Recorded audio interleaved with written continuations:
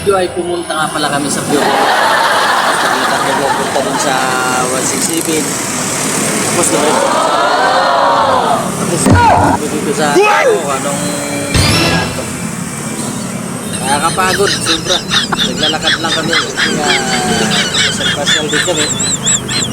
Siyempre, lagi na tayo nasa trabaho. Oh my God! Parang maganda na parang hindi naman maganda, no? So, wala naman gano'n talaga ang pasyalan dito. Ginagawa namin dito, namimili lang talaga. Ayan yung mga Pure Gold. Ayan. Oh my God! Sentro mo.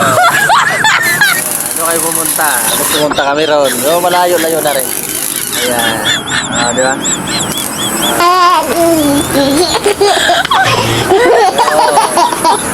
Ayan ang view. Ayan. Di ba? Nakikita nyo naman ang view.